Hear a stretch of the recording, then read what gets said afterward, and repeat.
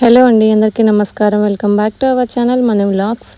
ఈరోజు వీడియోలో అయితే సమ్మర్ స్పెషల్గా ఎంతో టేస్టీగా ఉండే అందరూ రెగ్యులర్గా ప్రతి సమ్మర్లో చేసుకునే ఫ్రూట్ సలాడ్ని అంటే ఫ్రూట్ కస్టర్డ్ని ఎలా ప్రిపేర్ చేసుకోవాలో చూపిస్తాను. పర్ఫెక్ట్ మెజర్మెంట్స్ తోటి నేను చెప్పిన విధంగా చేశారంటే మీకు పర్ఫెక్ట్ అయిన ఫ్రూట్స్ కస్టర్డ్ అనేది మీ సొంతం.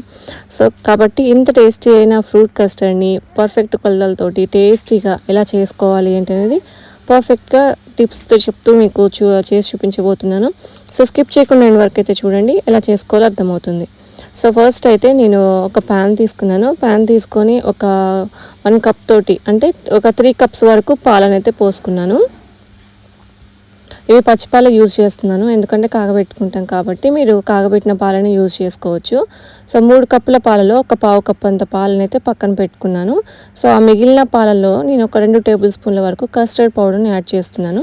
ఇది వచ్చేసి వెనిలా ఫ్లేవర్ అనమాట.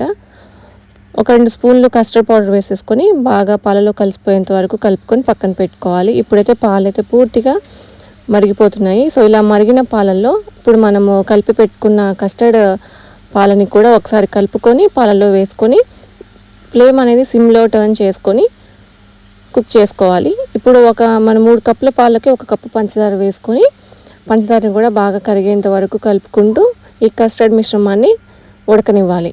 సో ఫైనల్గా కన్సిస్టెన్సీ ఇలా ఉండాలన్నమాట. మనకి చల్లారే కొద్దీ థిక్గా అవుతుంది కాబట్టి ఇలా ఉండగానే స్టవ్ ఆఫ్ చేసుకొని పూర్తిగా చల్లారనివ్వండి. ఇలా చల్లారిన కస్టర్డ్ మిశ్రమాన్ని ఒక బౌల్లోకి వేసుకొని ఫ్రిడ్జ్లో స్టోర్ చేసుకోవాలి. ఒక 1 అవర్ పాటు అది బాగా చల్లగా అవుతుంది. చల్లారిన తర్వాత ఇంకొంచెం గట్టిగా అవుతుంది కాబట్టి ఈ కన్సిస్టెన్సీ అనేది స్టవ్ మీద ఉన్నప్పుడు ఇలానే ఉండాలి. ఇలా ఉండగానే స్టవ్ ఆఫ్ చేసేసుకోండి. ఇప్పుడు ఈ స్టవ్ ఆఫ్ చేసుకున్నాక ఇది పూర్తిగా చల్లారనివ్వాలి. రూమ్ టెంపరేచర్కి వచ్చిన తర్వాత మాత్రమే దీన్ని ఫ్రిడ్జ్లో పెట్టుకోవాలి. ఇలా చల్లగా అయిన తర్వాత ఈ కస్టర్డ్ మిశ్రమాన్ని ఒక బౌల్లోకి వేసేసుకొని దీన్ని ఒక 1 అవర్ పాటు ఫ్రిడ్జ్లో పెట్టేసుకోండి. ఒక 1 అవర్ తర్వాత చూసారంటే ఇది బాగా దగ్గరగా అయ్యి ఉంటుంది. చూసారంటే ఇప్పుడు విస్కర్ తోటి ఈ విధంగా బాగా కలుపుకోవాలి. సో ఇలా థిక్గా ఉండాలి, ఖచ్చితంగా ఉండాలి. ఎందుకంటే మనం లిక్విడ్ కన్సిస్టెన్సీలో చేస్తే అది ఇంకా లిక్విడ్గా అయిపోతుంది ఫ్రూట్స్ వేసిన తర్వాత. ఇలా థిక్గా ఉన్నప్పుడే మనం ఫ్రూట్స్ వేసుకున్నామంటే ఫ్రూట్స్ అనేవి అందులో కొద్దిగా ఊరి ఆ ఫ్రూట్స్లో ఉన్న వాటర్ అంతా కూడా ఇందులోకి వచ్చేసి అది కొంచెం లిక్విడ్లోకి వస్తుంది కొద్దిసేపటికి.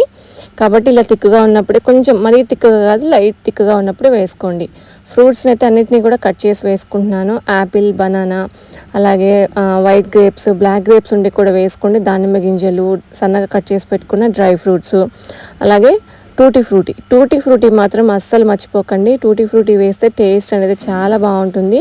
ఫ్రూట్స్తో పాటు టూటీ ఫ్రూటీ కూడా తగులుతూ ఉంటే టేస్ట్ అయితే చాలా బాగుంటుంది. కొంతమంది వేసుకోరు, ఓన్లీ ఫ్రూట్స్ వరకే వేసేసుకొని అలా తినేస్తూ ఉంటారు. బట్ ఈసారి టూటీ ఫ్రూటీస్ అలాగే చెర్రీస్ కూడా ఒకసారి వేసుకొని ట్రై చేయండి, చాలా బాగుంటుంది.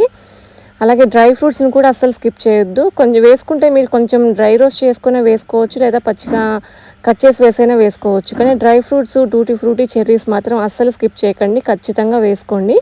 ఇలా ఒకసారి మిక్స్ చేసుకున్న తర్వాత దీన్ని మళ్ళీ ఒక 1 అవర్ పాటు ఫ్రిడ్జ్లో పెట్టేసుకొని తర్వాత మీరు బౌల్స్లోకి సర్వ్ చేసుకున్నారంటే ఎంతో టేస్టీగా ఉండే summer special fruit custard ready అయిపోతుంది. చాలా టేస్టీగా ఉంటుంది. మీరు బౌల్లోకి సర్వ్ చేసుకున్నాక పైన టాపింగ్ కొంచెం టూటీ ఫ్రూటీ, అలాగే సన్నగా కట్ చేసి పెట్టుకున్న డ్రై ఫ్రూట్స్ని కూడా సర్వ్ చేసుకున్నారంటే ఫ్రూట్ కస్టర్డ్ రెడీ. తప్పకుండా ట్రై చేయండి.